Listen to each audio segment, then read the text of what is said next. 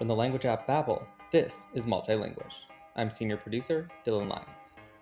Deciding to learn a new language can be super exciting. Like with any good challenge, you get this thrill to be pursuing a goal that can open new doors. But before the thrill comes the decision. Which language should you learn? Well, that mostly depends on your motivation. Are you learning for love, for travel, or just to exercise your brain? Do you want to learn practical things you can use in your community? Or do you enjoy linguistic puzzles and learning for the sake of learning? All of these questions may play a role in your choice. But on today's episode, we're going to help you get started by breaking down the 3 easiest and hardest languages for English speakers to learn. There's obviously some subjectivity here, but I'll be joined by 2 of Babbel's language experts to explain why these languages made the top of the list. Before we dive in, please take a moment to make sure you're subscribed to Multilinguish so you get every episode in your feed. Okay, so I am joined now by my colleagues who have some linguistic expertise. Do you both want to introduce yourselves before we get started? Ted, why don't you start? My name's Ted, and I'm an editor on the English team, and I've been working at Babbel for about 2.5 years now.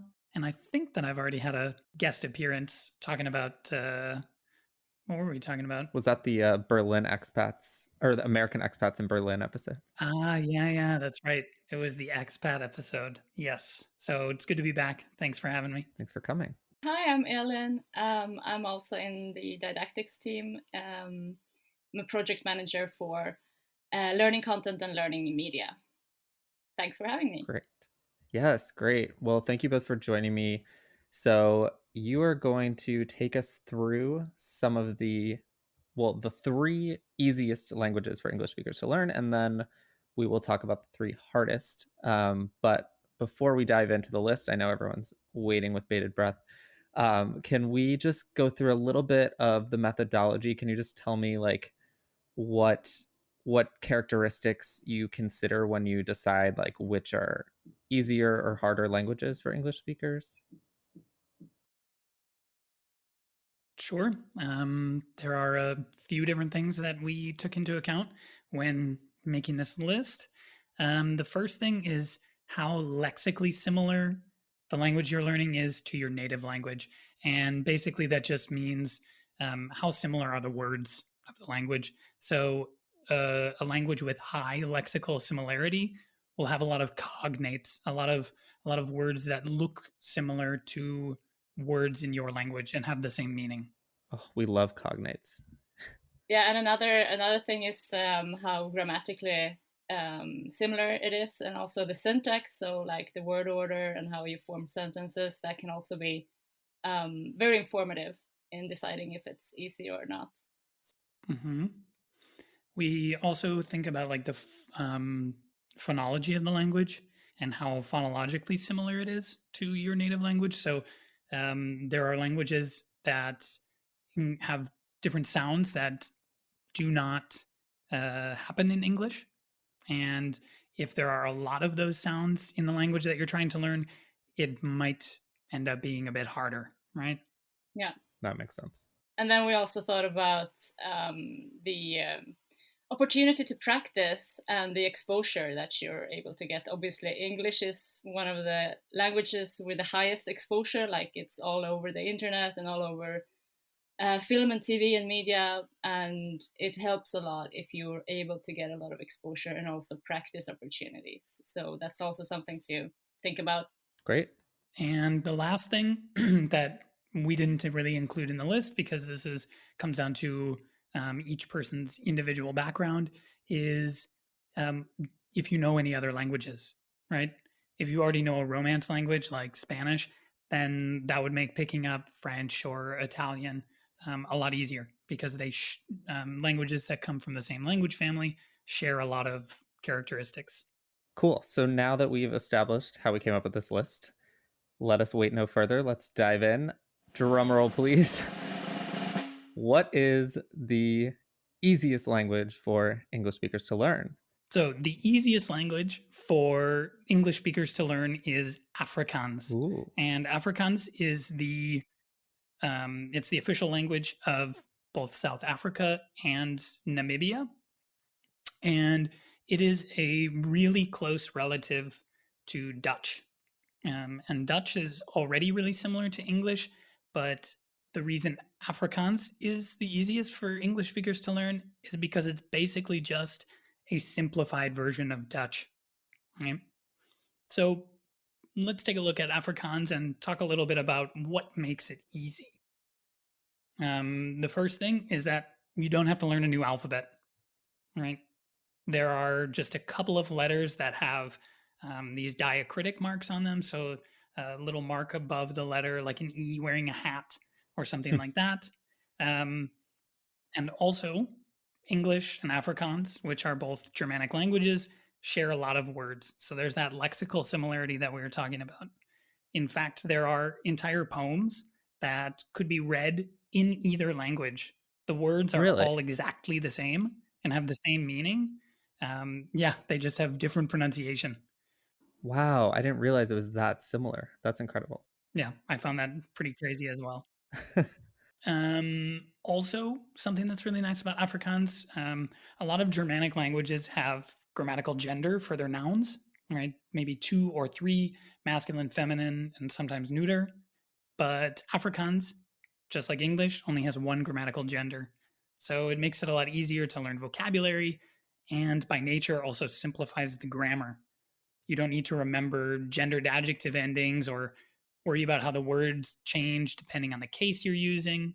That's actually a really helpful point, because I feel like one of the things that I've struggled with when learning languages is trying to figure out the genders, just because we're not used to it coming from English, and like figuring out, oh, what's the ending of this, and what if you don't know the gender of the person you're speaking to, or you're talking to a group. It just complicates things a lot. So I think that's really nice. Yeah, exactly. And I mentioned cases before as well. And if you don't know what a case is, that's totally fine because Afrikaans doesn't even have them. So nothing to worry about there. Perfect. Woohoo! Afrikaans. It's also really easy in the grammar because verb conjugation is super, super simple. Afrikaans doesn't change the verb depending on the subject, which is objectively easier even than how we do it in English. For example, in English, we have the verb to be, so we have he is, I am, you are, and so on. But in Afrikaans, they do not change. For example, for any personal pronoun, whatever subject you're talking about, their verb to be is just es, right? Oh, So it's like wow. in English, if you could just say I is, you is, he is, she is, we is, it's really easy. Wow. Right? So like, is that for all their verbs? You just don't have to conjugate? Yes, that is for all verbs. No conjugations. Really great, huh? All right, sign me Yeah. up. I'm ready to learn Afrikaans. Right. So there are no conjugations in the sense of subject verb agreement, but there are sometimes you'll need to conjugate a verb, and that's when using a different tense, right? So in English, we have 12 different tenses. Past, future, present perfect, continuous, all these. And in Afrikaans, you only have 3 tenses. You have past, present, and future. And another great thing here is that the present form of each verb is also the infinitive, so the base form, as well as the imperative form, the command form that you use to tell someone to do something. So you have the present form is those 3 together. And then to form the future, you just use a helping verb. And in this case, it's sal, and just like will in English. And there you use sal with the present form of the verb. So really, you only need to learn 2 verb forms. You need to learn the present form and the past form. And then you know all the forms of a verb. Amazing. I love That's that. That's a breeze. So let me ask you, other than the fact that it is very easy or relatively easy to learn for English speakers, what's a good motivation? Why would people want to learn Afrikaans, would you say? Well, it's the official language of South Africa and Namibia, like I said. So if you're interested in traveling to this part of the world, then that's great. It's not the biggest language in the world. It's only got about 10 million native speakers. But There's a lot of Afrikaans media and learning materials that you can practice with.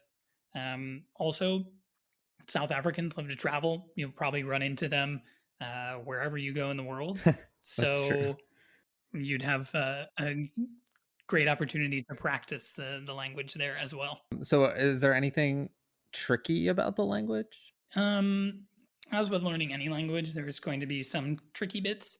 And while Afrikaans is a phonetic language, which means that the words sound how they're spelled, not like English, right? Once you understand the sounds of the language, this makes it really easy to learn new words. But the tricky part is learning how each letter or combination of letters sounds. Some pronunciations are completely different than you would think coming from English. For example, the letter combination TJ can sound like ch or k. And neither of those is what I would have thought looking at T and J, right? Interesting. So I'd say that's probably the tricky part, is getting the phonetic system of the language down. Got it. Okay. Well, overall, it sounds like not too much of a challenge, and a great possible choice for English speakers to take up. So thank you for that.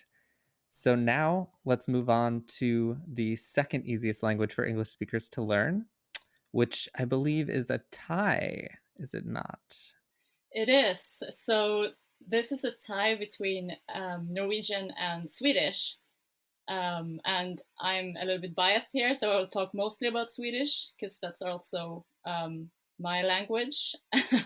Right. But this is very scientific, so it's not just me thinking that you all should learn Swedish.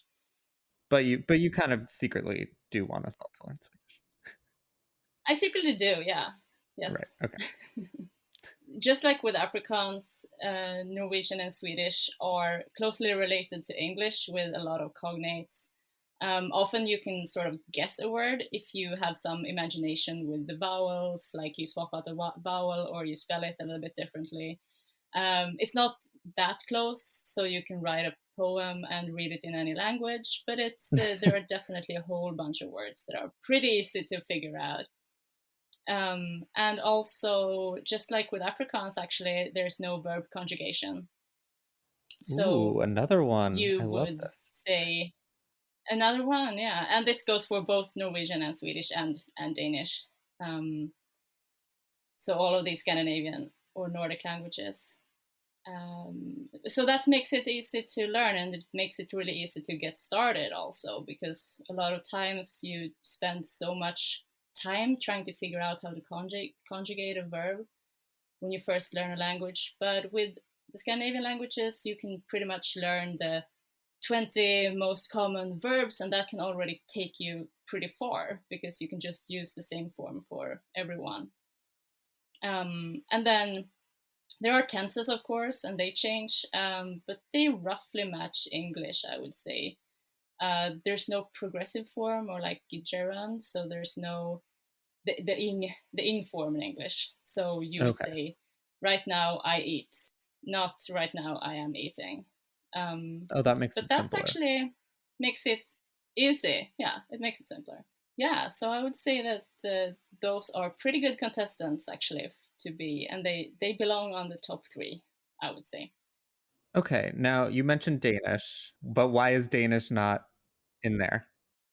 Well, I didn't want to put Danish on this list, and believe me, I love Danish. It's one of my absolute favorite languages.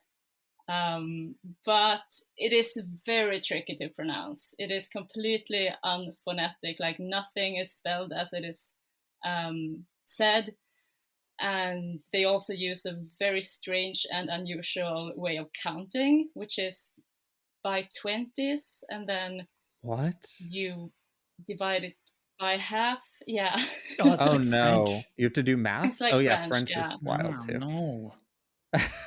No, I can't either do you that. do math, but I think what most people end up doing is that they rather learn everything by heart. But in the other 2 languages in the counting system, there is more logic, if you will, or it's easier to apply rules. Interesting. Yeah. So But I mean, they are very similar, the Scandinavian languages, and at least in writing, you are able to understand most of the other ones when you know one. Very economical. Yeah, totally. Great. And I want to ask about, so it's my understanding, and correct me if I'm wrong, that most people in the Scandinavian countries also speak English. Is that correct? Yeah, that's correct.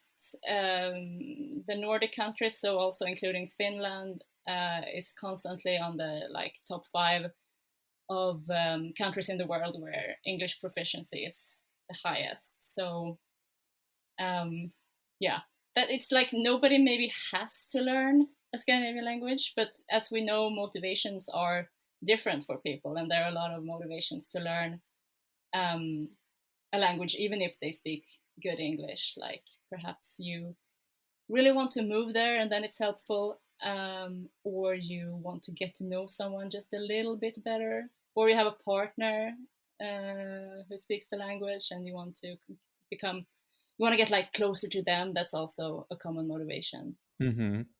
And they also they sound nice, right? They have that sing-songy quality.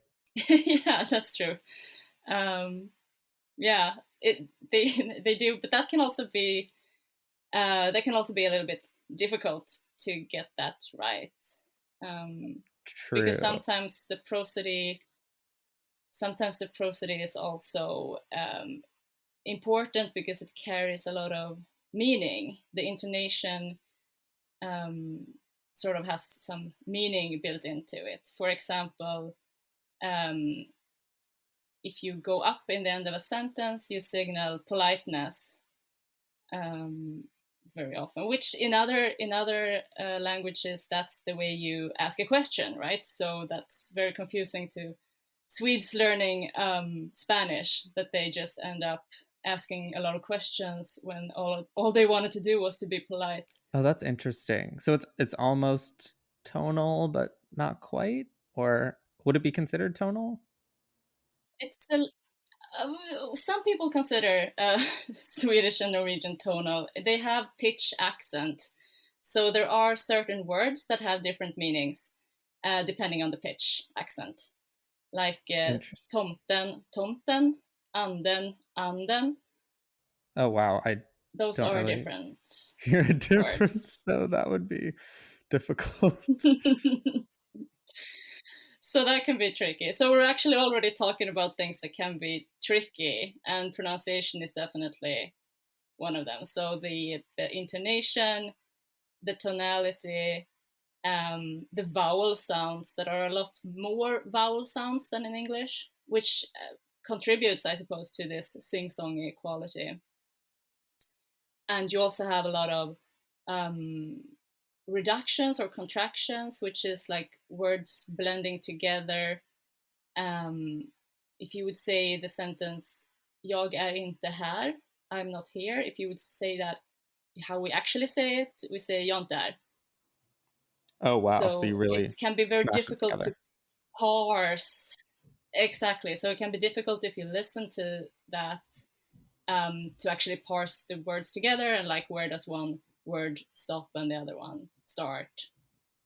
And right. Grammar-wise, Swedish and Norwegian do have gendered nouns, but not in the classic way. So Swedish, for example, has 2 genders, but they're not masculine or feminine, so they don't like correspond to human gender, if you will. Oh. So that can be tricky to learn. So can you talk a little bit more about that? What are they called? They're called common and neuter. So neuter is the neuter like you have in German. For example, in German you have feminine, masculine, and neuter. But something happened around 1,000 years ago in Scandinavia that the feminine and masculine just merged together, and they form a big group of nouns. It's like 75%. Oh, okay. So you can kind of just take a shot in the dark, and yes, most of the time, 3/4 of the time you're going to be okay. Yeah, most of the time, okay, it's that's going to not be a common gender. Okay. decent odds. Yeah, so no. So I mean, it's not. Yeah, it's not a complete deal breaker, I wouldn't say. Okay, great. All right. Um, Nice. great. So Swedish and Norwegian are both strong candidates. If you're looking for an easier language. Awesome. So lastly, to round out our list of the easiest languages, we have Spanish. Yep, that's right. Spanish. So I guess first we'll talk a little bit about why it's easy. It's easy because it's a Romance language, which means, of course, that it's based on Latin. And if you speak English, you know a lot of Latin-based words because a lot of our words are also based on Latin. So again, Right. this means lots of cognates, right? Lots of words that sound similar, have the same meaning. So that again makes memorizing vocabulary a lot easier. The pronunciation is also pretty straightforward. It's a phonetic language. There are, of course, some sounds that don't occur in English. For example, like the trilled R, which I can't do for the life of me. It's really It's a hard. tricky one. But of course, with anything, practice makes perfect. I'm sure if you practiced over and over again, you could do it. Yeah, it is like in general, Spanish it just feels like so much easier to pronounce than even English words. Even for an English speaker, I would say it's just very straightforward. It's pronounced generally the way that it's spelled, which is really nice. Mm-hmm. Yeah, exactly. And I mean, talk about an accessible language, especially if you're living in the States. There are 45 million native Spanish speakers in the US alone. Wow. That's more than in Spain. It's more than in Spain. Like, so your practice buddies are right there. Right, exactly. And, you know, the country bordering to the south, Mexico, has the most Spanish speakers of any country in the world. So you're not far away if you want to go take a little trip and practice, you know? Yeah. And also, it's an official language in about 20 other countries. So there are lots of places you can go, travel, practice, meet people. Yeah. So that's another big reason why it's easy. It definitely feels very widespread. Like, yeah, you can go anywhere and probably find a Spanish speaker. For sure. The other thing that's interesting is how much it appears like in pop culture and in the media. I think we just naturally get exposed to quite a bit of Spanish, whether there's a few Netflix shows that I happen to love that are in Spanish, or just bits and pieces of Spanish appearing in the news or in place names. So I feel like we definitely get a lot of exposure. Yeah, exactly. And I've also noticed recently there's been a big trend when there's just some little random snippet of Spanish in a TV show or in a movie. A lot of times now, they don't even put subtitles anymore, right? So it's almost like for those people who do speak Spanish, a little Easter egg. You know, you can be like, oh, I know what he just said. So that's true. Another reason yeah. to learn, right? The lack of subtitled Spanish. All right. So I guess we should talk a little bit about what makes it tricky. Yeah. Yes. There are some tricky grammar rules and tenses. Spanish has a lot of tenses, just like English. They do mostly line up with our English ones, so it's not too hard to learn. But you know, in comparison with Afrikaans and Swedish, you know, it's definitely a bit trickier. So, because Spanish is such a widely spoken language, you're definitely going to come across situations where there are different ways to say something depending where you are. For example, the y sounds that you'll hear a lot in Spanish, for example, in the word yo, I, or the one that's made by the two L's, right? In like the word ella, the word for she. In some places, for example, in Argentina, it sounds a bit like sh or j. So you wouldn't say yo, you'd say sho. And you wouldn't say ella, you'd say Asia. So you're going to find that with a language that's spoken over half the world.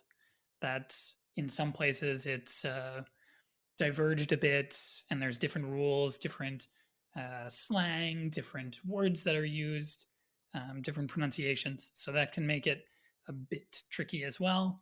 But in general, if you travel to Argentina and you're speaking standard Mexican Spanish, they'll understand you. Right. And Aylin, you've learned some Spanish, although I guess your native language isn't English, so it's a little different. But how have you found it in terms of difficulty? No, I definitely agree with all of this.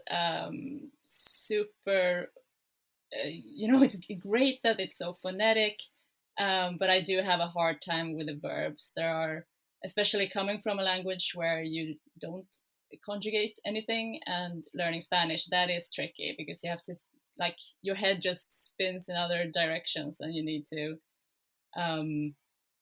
constantly think about who am I talking about. Yeah, so that's true. That's hard, and then the conjugations on top of all the tenses and modes and aspects and all that. The verbs are really what gets me with Spanish. Yeah, and you also have the grammatical gender to some extent there as well.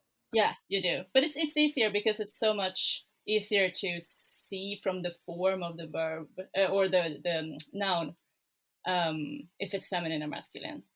True, it's generally like an O or an A. Yeah, that's a good thing about it, that it's very regular in that sense. Cool. Yeah, I think no one will be terribly surprised that Spanish made the list. But one other thing that we should talk about is the rate of speaking. Ted, do you want to explain that a bit? Yeah, so as with a lot of other Romance languages, Spanish speakers, they speak quite fast. They speak at about, I found a study where they figured out how many syllables per second on average a speaker of a certain language speaks. And for Spanish, it's I think the second fastest language, only followed, the only faster language is Japanese, and they speak 7.82 syllables a second.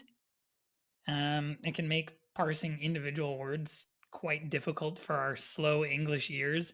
On average, in English, we speak like 6.2 syllables per second. So interesting. So like that almost two extra syllables makes a big difference. Exactly. And if you've ever heard anyone, a native speaker speaking Spanish, you know exactly what I'm talking about. It's super fast. Absolutely. Cool. Well, I think Spanish is a great one. I think a lot of people choose to learn Spanish. I know that for Babbel in the US, like, it's by far the most learned language, and it makes sense because there's so much exposure and there's so many uses for it. But also it's not as difficult as some. So happy it made the top 3. So thank you both for that. We're going to take a quick break, but when we come back, if anyone is up for a challenge, we'll talk about the 3 hardest languages for English speakers. So stick around.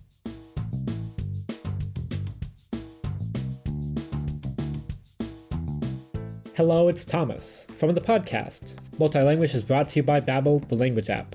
Our marketing team wants you to know that we offer an app that teaches you 14 languages. From Spanish, French, and Italian to Portuguese, Russian, and more, Babbel's app is created by real language teachers and experts. You'll learn how to have conversations in real-life situations, whether you need to get a restaurant reservation in Russia or eat your way out of a witch's gingerbread house in Germany.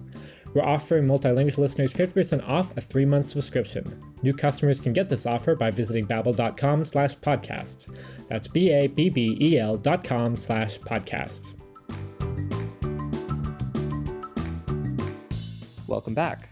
So before the break, we talked about the 3 easiest languages for English speakers to learn. And now we're going to go to the flip side and talk about the hardest languages for English speakers to learn. So this is good for those of you who are up for a challenge. And we will also talk a bit about why each language is worth learning, even though it's harder. So don't give up hope or write off these languages, for sure. But let us start with the hardest language. Ted, what is that? That is Mandarin Chinese. And just a slight disclaimer here, we chose Mandarin Chinese, but you could easily choose Cantonese or another dialect as well. We chose Mandarin because it's the most widely spoken dialect of Chinese.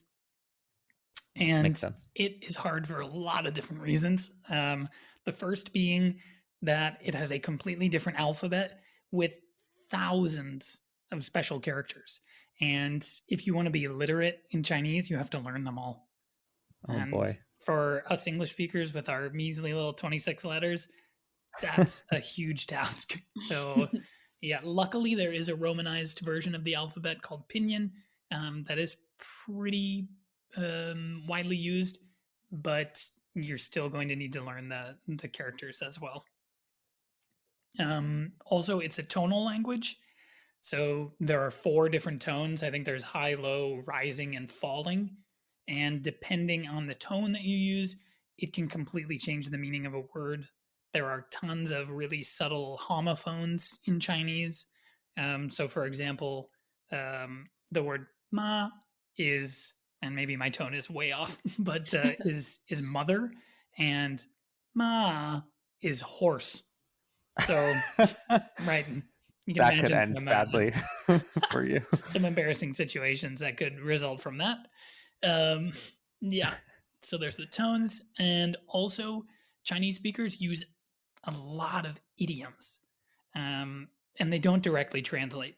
So, for example, we have the idiom translated literally is to cast a brick to attract jade. Any idea what that means? No. But it's beautiful. Yeah, I mean, it's really nice. But if you heard that and you're like, okay, I know all those words, what does that mean? It means that you're just throwing an idea out there, and maybe that idea is, not very good, but it will lead to a better idea. Oh, interesting. Nice. So you'll get some jade by the end. Right, exactly. And another one that I found that I liked was 9 cows and 1 strand of hair. And it is basically the equivalent of a drop in the bucket, right? Something insignificant, really tiny. Wow. Yeah. 9 cows is pretty big. Right. It's a lot of cows.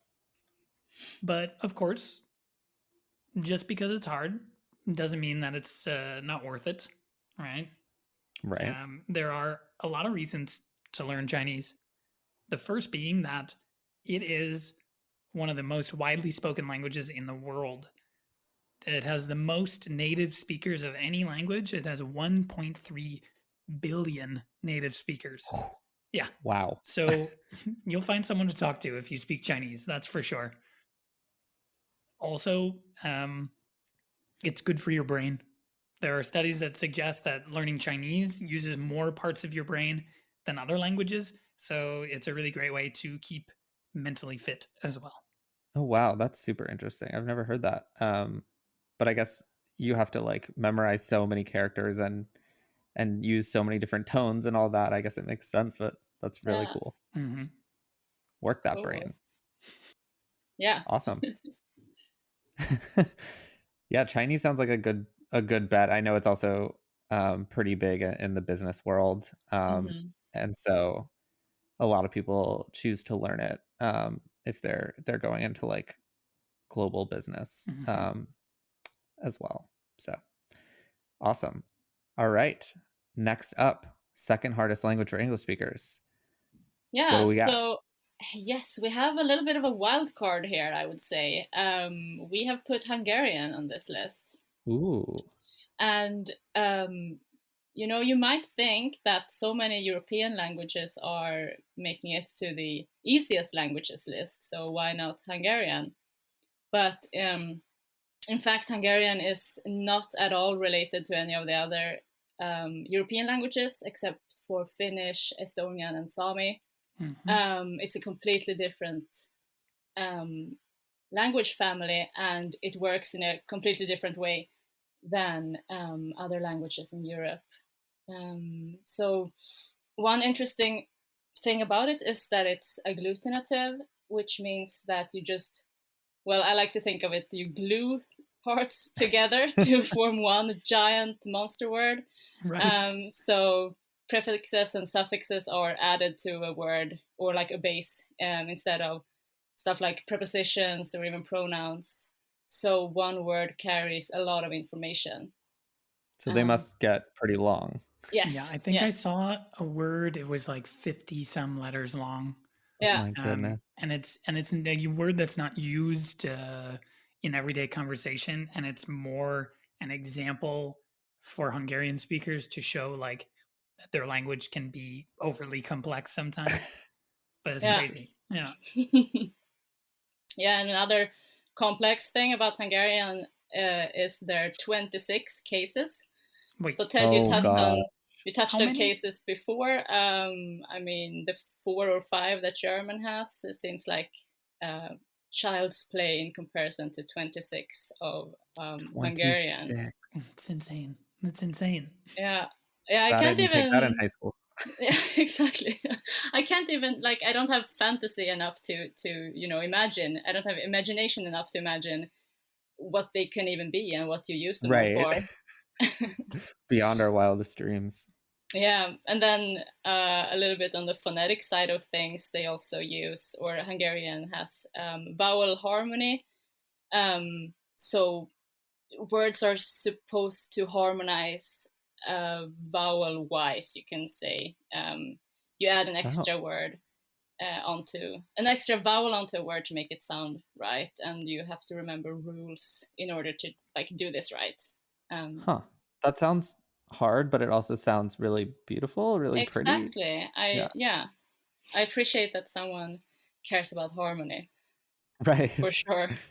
Right, exactly. And but there are people who learn Hungarian, so why would they do that? And I mean, I think that it's there's a lot of wordplay going into this, right? It's like solving a puzzle, and if you're into that, and if you're into like maths, all of these cases are just interesting, I believe, to a lot of people. It's like a linguistic nerd's dream. Exactly. Language. Exactly. And the vowel harmony and the whole agglutination things gives it like a nice flow and melody. And well, there are actually only 3 tenses also, past, present, and future. So while you have 26 cases, you have an easier time when you come to the verb phrases. Okay. Yeah. And then I don't know if you want to explore and experience Hungarian culture, which is an old and rich culture of Europe, then you can do so by learning the language, and it will be easier. That is true. But yeah, still difficult. Still definitely among the difficult languages. Cool. So last but not least, the third hardest language for English speakers. The third hardest language is Navajo, which is also called Dine in Navajo. And there are, again, several reasons why it's hard. First of all, being that it's tonal like Mandarin. It also has consonants that are not present in English, like dl, diz, r. Oh, wow. And my favorite one, a K with a glottal stop, it just sounds like. Oh, that's cool, actually. That's really cool. Yeah, it's really cool. But wrapping your head around these and making these sounds in the middle of a word that you already are unfamiliar with, not so easy. Right. For sure. That's tough. And like Hungarian, it also has elements of agglutination. So this like gluing parts onto words to make a different meaning. But it's so unpredictable that some linguists don't even consider it to be agglutinative. Oh, God. So I don't even know what that means, and it's already sounding really intimidating. Right. So, yeah. It also has almost no loan words from other languages. So all the words in Navajo are just in Navajo. So good luck learning the vocab. Right. And I think we take that for granted because we have so many loan words in English Right. from other languages. For sure. Yeah. And also, interestingly, because of the lack of loan words and the difficult grammar, maybe you know this, during World War II, the Allies employed Navajo code talkers to send encoded messages. And so they would basically speak in some kind of code using Navajo words. And it was the only spoken code that was never deciphered in World War II. Yeah, I think that story is so fascinating. And we actually have an article about the Navajo code talkers. So if you're interested, I'll put the link in the show notes. But shameless promotion there. But yeah, I mean, that just tells you how difficult it is off the bat, because if they chose it as like their indecipherable code. Right, exactly. So, and the last thing, we talked about this opportunity for practice, exposure thing. And with Navajo, while it is the most widely spoken Native American language, it still only has about 170,000 speakers.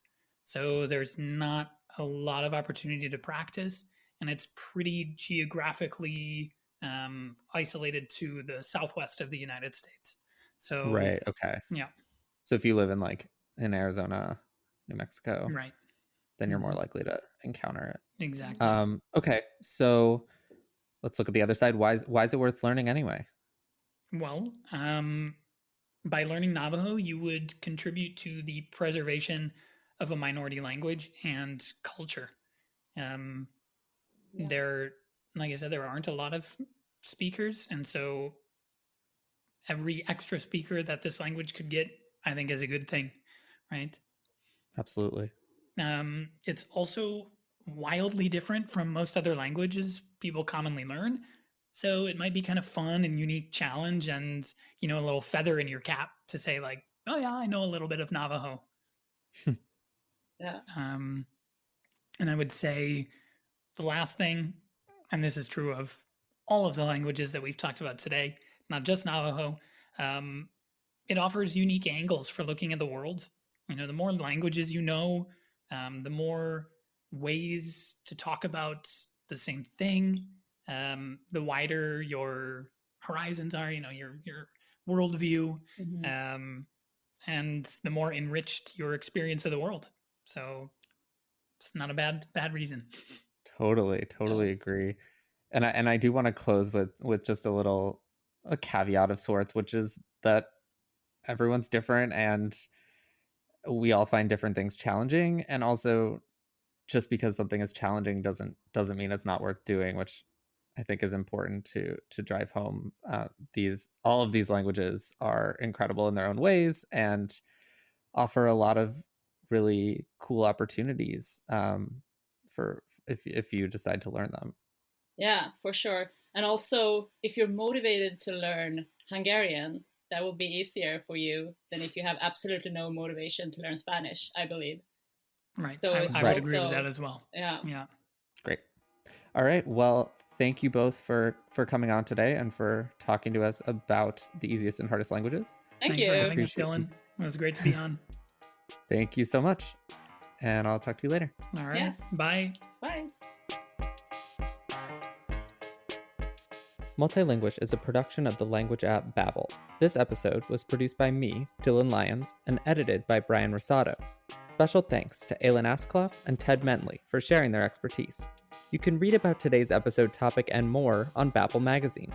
Just visit babbel.com/magazine. Say hi on social media by finding us at Babbel USA. Finally, please rate and review this podcast. Thanks for listening.